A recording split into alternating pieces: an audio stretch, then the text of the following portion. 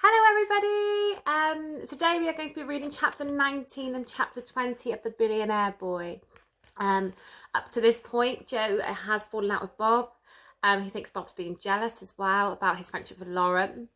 It seems that some things are a bit suspicious that are going on. So, for example, the head teacher, who is incredibly old, he has zoomed off on a £250,000 motorbike. And Miss Spike got fired, and everything just doesn't seem a little bit right at the moment. We don't know why, so maybe we'll find out now. Let's find out. Let's see. Chapter 19, A Baboon's Bottom. Maybe your headmaster is simply having a midlife crisis, pronounced Raj. Stopping off at the newsagent's shop on the way home from school, Joe had told Raj about the curious events of the day.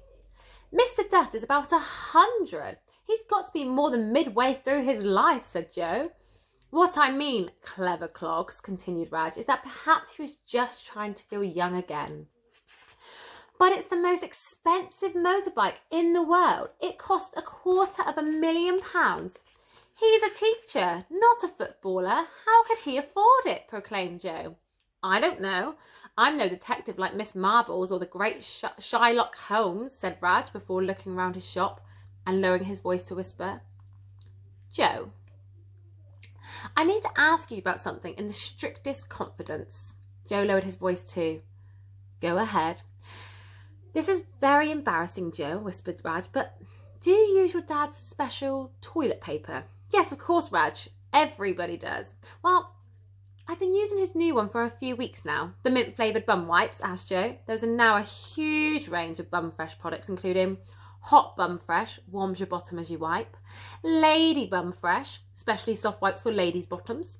Minty Bum Fresh leaves your bottom with a cool, minty aroma. Yes, and Raj took a deep breath. Well, my bottom has come up all, well, purple. Purple, said Joe with a shocked laugh. This is a very serious matter, chided Raj. He looked up suddenly. One copy of the Daily Mail and a packet of Rolos. That would be 85p. Be careful with those rollers on your dentures, Mr. Little. He waited for the pensioner to leave the shop. Ding went the bell on the door. I didn't see him there. He must have been lurking behind the quavers, said Raj, a little shaken at what the pensioner might have heard. You are joking, aren't you, Raj? Said Joe with a quizzical smile. I'm deadly serious, Joe, said Raj gravely. Show me then, said Joe. I can't show you my bottom, Joe. We've only just met, exclaimed Raj. But let me draw you a simple graph. A graph, asked Joe. Be patient, Joe. As the boy looked on, Raj grabbed some paper and pens and drew this simple graph. A purpleness. So it went from Raj's bottom, went to a Klingon blood, to purple heart medal, purple rain by Prince, purple paint, to aubergine. So that's the levels of purples it's changed to. Wow, that is purple, said Joe, studying the graph. Is it painful? It is a little sore. Have you seen a doctor? Asked Joe. Yes, and he said he had seen hundreds of people in a local area with brightly coloured bottoms. Oh no, said Joe. Maybe I'll have to have a bum transplant. Joe couldn't help but laugh. A bum transplant? Yes, this isn't a laughing matter, Joe, chided Raj. There was a hurt in his eyes at his bottom had become the subject of mockery. No, sorry, said Joe, still giggling. I think I will stop using your dad's new Bum Fresh white to go back to the shiny white my wife used to buy. I'm sure it isn't the bum wipes, said Joe. What else could it be? Look, Raj, I better go, Joe said. I have invited my girlfriend over later. Ooh, girlfriend, is it now? The pretty girl you came with when I showed you the ice lollies, said the newsagent brightly. Yes, that's her, said Joe shyly. Well, I don't know if she really is my girlfriend, but we've been spending lots of time together. Well, have a lovely evening. Thanks. Arriving at the door, Joe turned back to the newsagent. He couldn't help himself. Oh, by the way, Raj, good luck with the bum transplant. Thank you, my friend. I hope they can find one big enough, Joe laughed. Out of my shop. Out, out, said Raj. Ding. Cheeky boy, muttered the newsagent with a smile as he rearranged his curly whirlies. Chapter 20. A beach ball rolled in hair. Bumfresh Towers pulsated with music. Coloured lights spun in every room. Hundreds of people swarmed around the house. This was a party that was going to get complaints about the noise from people in Sweden. Joe had no idea that there was a party at the house tonight. Dad hadn't mentioned anything at breakfast, and Joe had invited Lauren over for dinner. As it was a Friday night, they could stay up late too. It was going to be perfect. Maybe tonight they might even kiss. Sorry, I had no idea about all this, said Joe as they approached the giant stone steps at the front of the house. It's cool. I love a party, replied Lauren. As darkness fell and strangers tumbled out of the house clutching bottles of champagne, Joe took Lauren's hand and led her through the huge oak front door. Wow, this is some house, shouted Lauren over the music. What? Said Joe. Lauren put her mouth to Joe's ear so she could be heard. I said, wow, this is some house. But Joe still couldn't really hear. Feeling the heat of her breath so close to him was so exhilarating, he stopped listening for a moment. Thank you, shouted Joe back into Lauren's ear. Her skin smelt sweet like honey. Joe searched all over the house for his dad. It was impossible to find him. Every room was oozing with people. Joe didn't recognise a single one of them. Who on earth were they all? Guzzling cocktails and gobbling finger food like there was no tomorrow. Being short, Joe really found it hard to see over them. His dad wasn't in the snooker room. He wasn't in the dining room. He wasn't in the massage room. He wasn't in the library. He wasn't in the other dining room. He wasn't in his bedroom. He wasn't in the reptile house. Let's try the pool room, shouted Joe in Lauren's ear. You've got a pool? Cool, she shouted back. They walked past a woman bent over, vomiting by the sauna as a man, presumably her boyfriend, patted the small of her back supportively. Some party guests had either dived or fallen into the pool and were bobbing around in the water. Joe enjoyed swimming, and the thought that none of these people looked like they would get out of the pool if they needed to pee clouded his mind. Just then he spotted his dad wearing just a pair of swimming trunks and his curly afro toupee, and dancing to a completely different song than the one that was playing.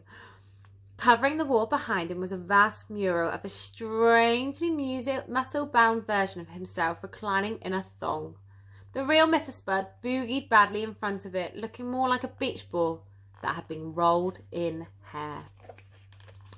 What's going on, Dad? Joe shouted, half because the music was so loud and half because he was angry his dad hadn't told him anything about the party.